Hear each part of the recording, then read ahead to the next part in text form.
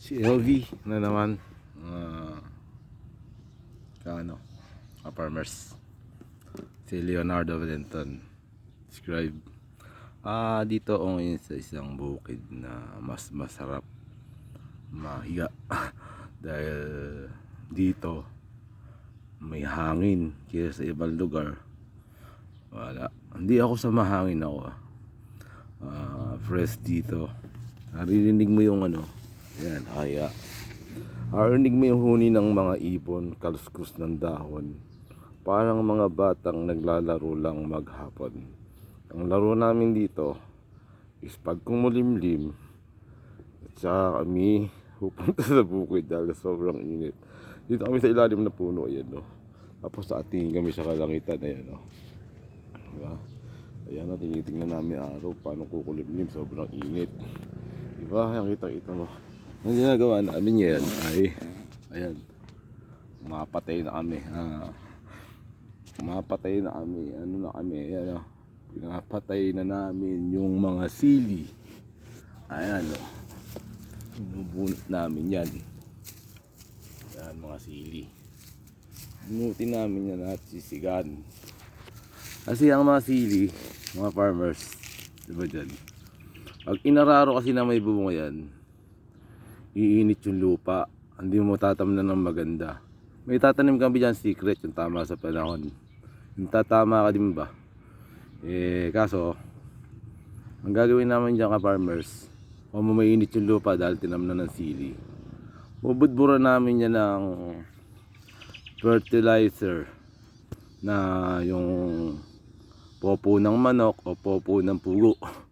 Yan ang kailangan namin para lumamig yung lupa, mga farmers. Dito kami ngayon nagpapahinga kasi sobrang init. Mahirap kasi yan, hanggang tumitingin na lang kami sa kalangitan at manalangin.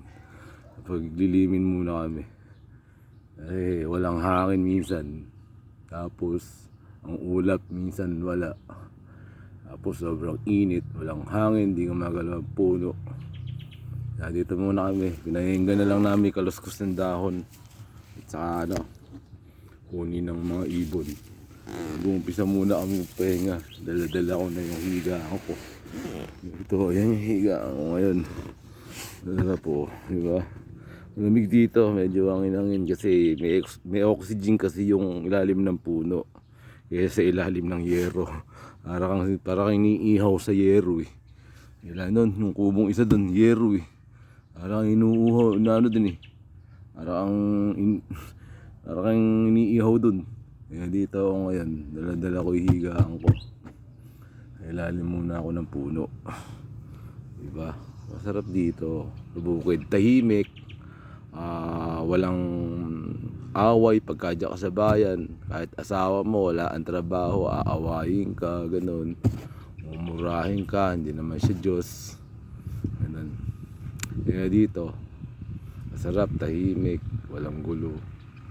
Huni ng mga maibon ang maririnig mo, diba? Mas masarap dito. Saan makikita mo yung fresh na pagkain o kinakain mo. Hindi yung ibon na naman nila. Sarap na lapit pa sa ibon na. Kaya dito kasi sa hindi mo nararamdaman yung hirap kasi pagkain pa lang nakikita mo masahuli ng mga ibon, kaluskus ng dahon. Masaya, hindi yung ingay ng mga tao na mamagawa ka lang mali. Murahin ka ba? Lahat kasi ng tao nagkakamali. Hindi lahat ng tao perfect. May nag-aral nga, kung may pinag-aralan siya, mamaliitin yung hindi nag-aral. Hindi niya alam, may pinag-aralan niya, hindi na pumapasa sa iba, di ba? Yun lang ang isipin natin. Nakapag-aral nga, mayabang, wala naman trabaho. Dito kahit sa bukid, hindi kami nakapag-aral. Siyempre, ang hinihintay namin, manalangin na may tubig para mabuhay tayo. Ang sarap ng hangin, nagagalawan na yung puno. Diba? Ayan, nakagalaw na sila. Katulad din natin ang buhay ng mga puno. Hindi yung katulad ng iba dyan sa mga syudad. Yung iba ha, pero may ibang matulungin, pero may ibang mapagmalaki. Hindi naman siya tapos. Isipin mo na lang na Diyos lang ang may karapatan. Kung mananalangin ka, pagbibigyan ka. Puro panalangin. Sa langit. Ayan o. Ayan. Nakita niyo yan. Ganun. Puro panalangin.